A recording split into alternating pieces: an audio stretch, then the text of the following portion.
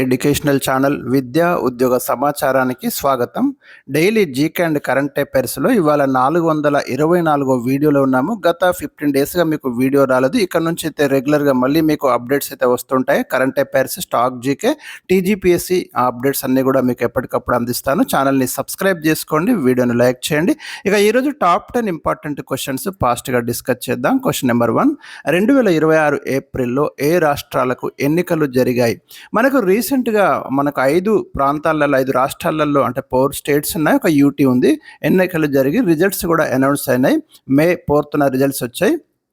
అవి వచ్చేసి మనకి పశ్చిమ బెంగాల్, ఇక్కడ బీజేపీ అధికారంలోకి వచ్చింది. అస్సాంలో కూడా బీజేపీ అధికారంలోకి వచ్చింది. కేరళలో యునైటెడ్ డెమోక్రటిక్ ఫ్రంట్ కాంగ్రెస్ నేతృత్వంలో యూడీఎఫ్ పవర్లోకి వచ్చింది. తమిళనాడులో టీవీకే విజయం పార్టీ, తమిళగా వెట్రి కజగం పార్టీ పవర్లోకి వచ్చింది. పుదుచ్చేరిలో ఎన్డీఏ పవర్లోకి వచ్చింది. సో ఈ స్టేట్స్ గురించి అయితే ఖచ్చితంగా గుర్తుంచుకోండి. ఇందులో పుదుచ్చేరి యూనియన్ టెరిటరీ, కానీ అక్కడ కూడా ఒక శాసనసభ ఉంటుంది, పాక్షిక అధికారాలు ఉన్న శాసనసభ. సో అది గుర్తుంచుకోండి. క్వశ్చన్ నెంబర్ 2, భారతీయ బీమా రంగంలోకి ఎంత శాతం ఎఫ్డిఐలను అనుమతిస్తూ కేంద్ర ప్రభుత్వం 2026 మేలో నోటిఫికేషన్ జారీ చేసింది. ఎఫ్డిఐ అంటే ఫారిన్ డైరెక్ట్ ఇన్వెస్ట్మెంట్. వీటిని మనం విదేశీ ప్రత్యక్ష పెట్టుబడులు అంటాం. అంటే విదేశీ పెట్టుబడిదారులు మన ఇండియాలో ఏ సెక్టార్లోనైనా పెట్టుబడి పెట్టడానికి ఈ విధానంలో వస్తుంటారు. ఇక్కడ ఇన్సూరెన్స్ సెక్టార్లో 100%కి అవకాశం ఇచ్చారు, కానీ ఒక ఎల్ఐసిలో మాత్రం మీరు గమనించండి 20%కు పరిమితం చేశారు. ఇది గుర్తుంచుకోండి ప్రత్యేకంగా.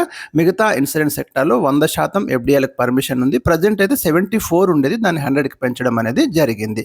క్వశ్చన్ నెంబర్ 3, పశ్చిమ బెంగాల్ నూతన ముఖ్యమంత్రిగా ఇటీవల ఎవరు ప్రమాణ స్వీకారం చేశారు? అక్కడ బీజేపీ పవర్లోకి రావడంతో సువేందు అధికారి నూతన ముఖ్యమంత్రిగా ప్రమాణ స్వీకారం చేశారు. బెంగాల్కి 9వ ముఖ్యమంత్రి. గవర్నర్ వచ్చేసి ఆర్ఎన్ రవి. తమిళనాడులో విజయ్. క్వశ్చన్ నెంబర్ 4, తెలంగాణ నూతన డీజీపీగా ఇటీవల ఎవరు నియమితులయ్యారు? సివి ఆనంద్ తెలంగాణ నూతన డీజీపీగా అపాయింట్ కావడం అనేది జరిగింది. క్వశ్చన్ నెంబర్ 5, 2026 మే 1 నుండి ఒపెక్ నుండి వైదొలుగుతున్నట్లు ఇటీవల ఏ దేశం ప్రకటించింది? చాలా ఇంపార్టెంట్ అండి. Organization of petroleum exporting countries OPEC ఏదైతే ఉందో దాని నుంచి యునైటెడ్ అరబ్ ఎమిరేట్స్ వైదొలుగుతున్నట్టు ప్రకటించింది. సో దాంట్లో మనకు చూడండి, ఇక్కడ మీరు గమనిస్తే Algeria, Congo, equatorial Guinea, Gabon, Iran, Iraq, Kuwait, Libya, Nigeria, Saudi Arabia, Venezuela, United Arab Emirates కూడా ఉండేది. అప్పుడైతే వాళ్ళు ఏం చేశారంటే మేము దీని నుంచి బయటకు వస్తున్నామని కీలక ప్రకటన చేయడం అనేది జరిగింది. సో ఇది మనకు ఒపెక్ 12 కంట్రీస్ ఉండే, మరి ఇప్పుడు యూఏఏ బయటకు వస్తే అక్కడ 11 కంట్రీస్ మనకు మిగులుతాయి. క్వశ్చన్ నెంబర్ 6, 2026 ఫిబ్రవరి 6 నుంచి 22 వరకు ఇటలీలో జరిగిన వింటర్ ఒలింపిక్స్ 2026లో పథకాల పట్టికలో ఏ దేశం అగ్రస్థానంలో నిలిచింది?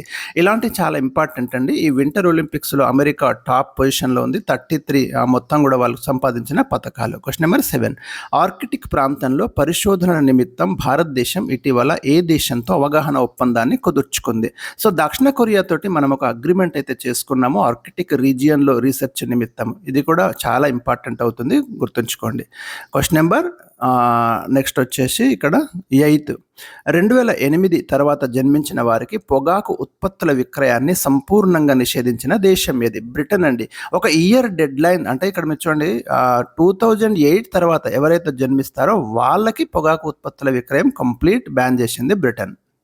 క్వశ్చన్ నెంబర్ 9, 2026 జాతీయ పంచాయతీరాజ్ దినోత్సవం థీమ్ ఏమిటి? వెరీ ఇంపార్టెంట్ అండి. ప్రతి సంవత్సరం ఏప్రిల్ 24న మనం నేషనల్ పంచాయతీరాజ్ డేగా సెలబ్రేట్ చేసుకుంటాం. ఈ సంవత్సరం థీమ్ వచ్చేసి మనకు సశక్త్ పంచాయత్ సర్వాంగీణ వికాస్ అనేది ఈ సంవత్సరం థీమ్గా ఉంది. ఈ దినోత్సవాన్ని ఈ తేదీన ఎందుకు జరుపుకుంటున్నామంటే మనకు 73వ రాజ్యాంగ సవరణ చట్టం 1993 ఏప్రిల్ 24 నుంచి ఇంప్లిమెంట్ అవుతుంది.